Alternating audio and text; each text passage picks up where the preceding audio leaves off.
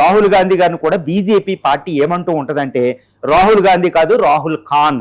తర్వాత కాంగ్రెస్ కూడా ఇది ముస్లిం లీగ్ పార్టీ, నేషనల్ కాంగ్రెస్ పార్టీ కాదు, నేషనల్ ముస్లిం లీగ్ పార్టీ, ఇది జిన్నా పార్టీ, జిన్నా వారసురాల్ పార్టీ అనేది బీజేపీ విమర్శిస్తూ ఉంటుంది. తర్వాత ఇప్పుడు ఇలా మాట్లాడడం వల్ల ఈయన్నే మమ్మల్ని దేశద్రోహి అంటున్నారు కదా, 2 పాస్పోర్ట్లో నేను కేసులు వేయడం, ఈడీతో ఇవన్నీ చేస్తున్నారు కదా, మీరు దేశద్రోహులే అని ఈయన మాట్లాడారా కౌంటర్ చేయడానికి అనేది ఒకటి అనుకోవచ్చు.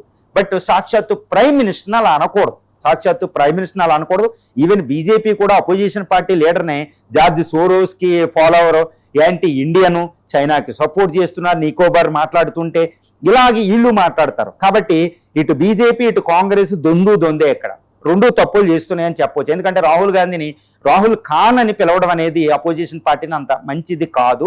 తర్వాత అండమాన్ నికోబార్ ప్రాజెక్టు మీద మాట్లాడినప్పుడు ఆయన మాట్లాడింది యాంటీ చైనా ఫేవర్ అనేది మాట, అంత దారుణమైన పదం కేంద్ర మంత్రుల నోట్లోంచి కూడా వచ్చింది. ఒకటండి, ఈ నికోబార్ ప్రాజెక్టు మీద ఎన్విరాన్మెంటలిస్టులో కొన్ని కన్సర్న్స్ ఉన్నాయి, అందుకే ఎన్జిటికి వెళ్ళింది, సుప్రీంకోర్టుకి వెళ్ళింది, అవి క్లియర్ అయ్యి అక్కడ రావడం జరిగింది. అక్కడ మనం చూస్తే నికోబారీస్ అని కొంతమంది ఒక ఆదిమ జాతులు ఆదిమ జాతులు అక్కడ నుంచి తరలిపోతున్నారు, 1,000,000 చెట్లు అక్కడ కొట్టబోతున్నారు. కాబట్టి ఎన్విరాన్మెంటల్ కన్సర్న్స్ ఉంది.